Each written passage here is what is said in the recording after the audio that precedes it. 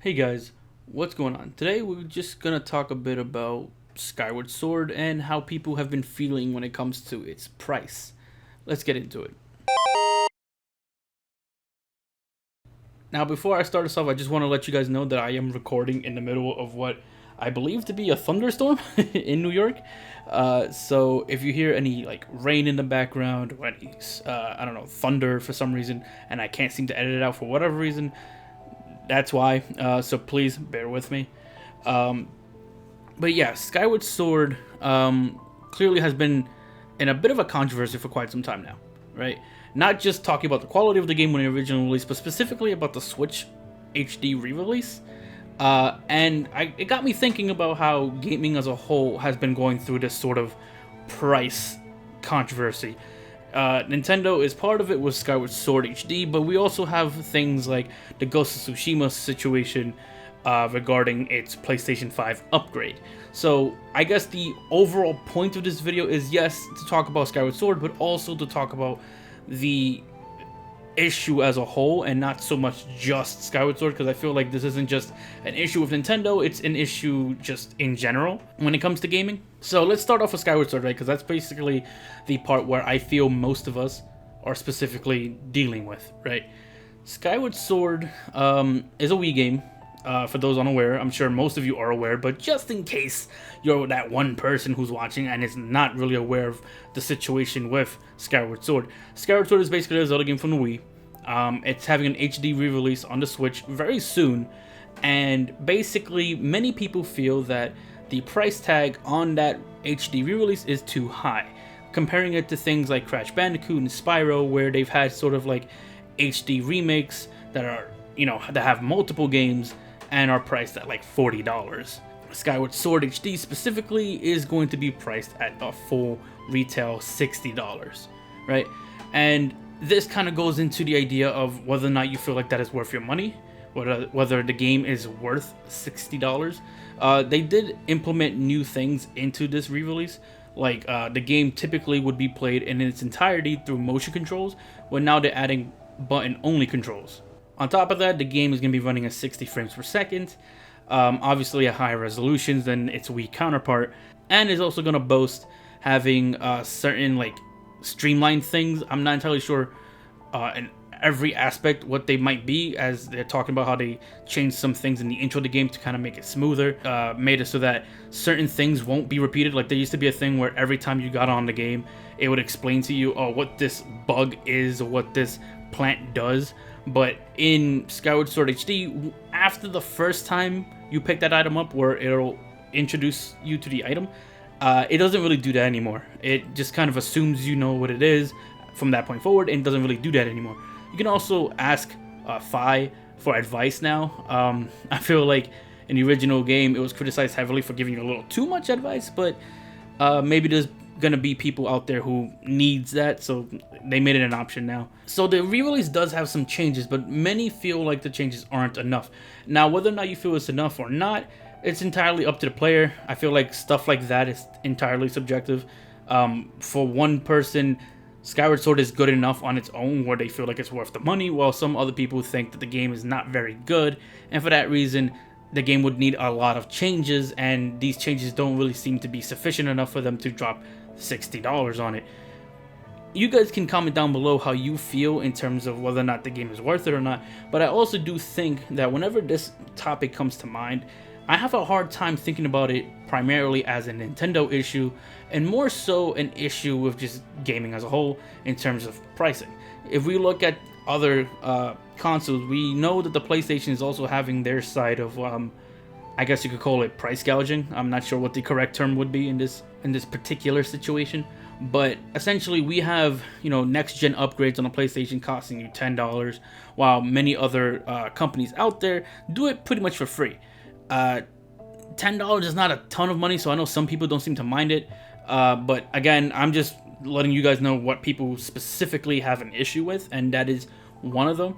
And going into a more specific situation, Ghost of Tsushima seemed to have angered a good amount of people as well, considering that if you are someone who wants to go from the default original PlayStation 4 version of Ghost of Tsushima and you want to upgrade to the Director's Cut PlayStation 5 version of the game, it's going to run you $30.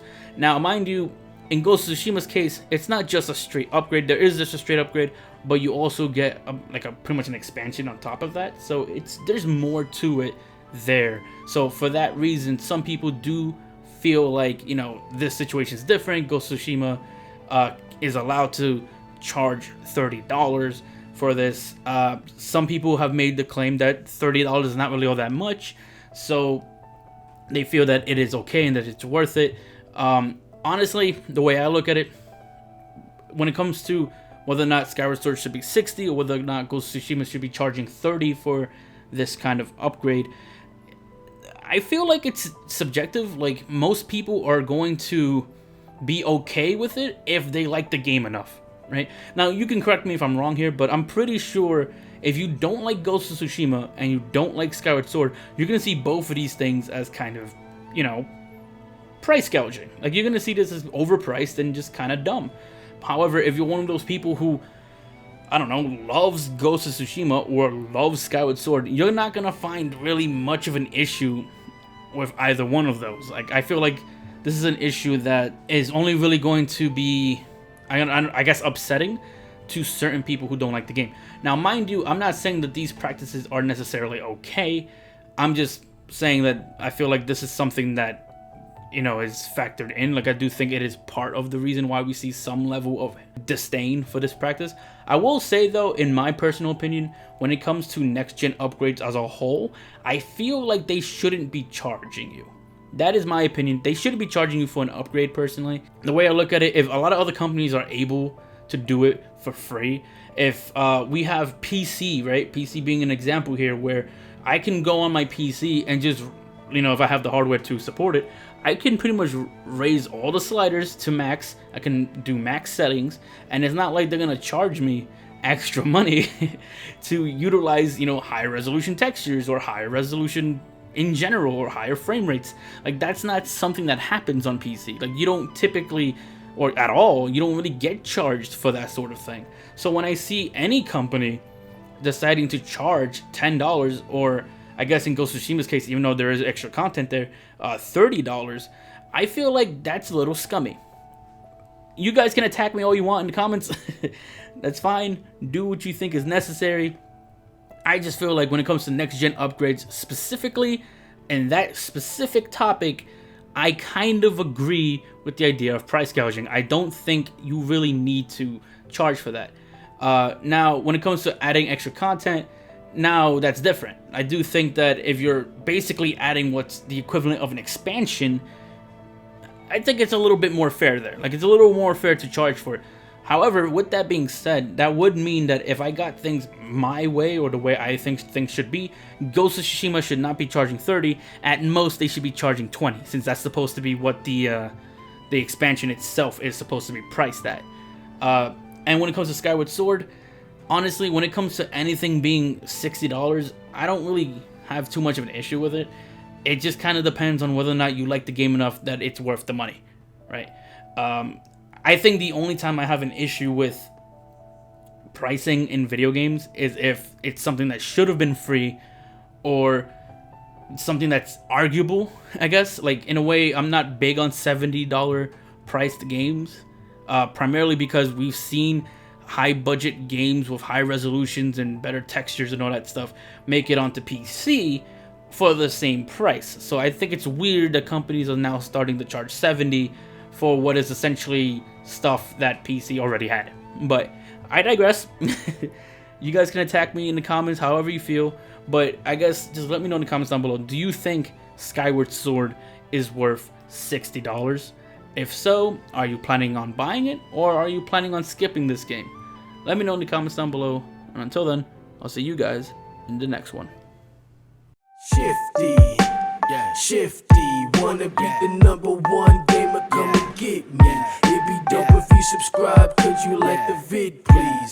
Take your time, you don't gotta do it swiftly. Shifty, shifty. Wanna be the #1 gamer? Come and get me.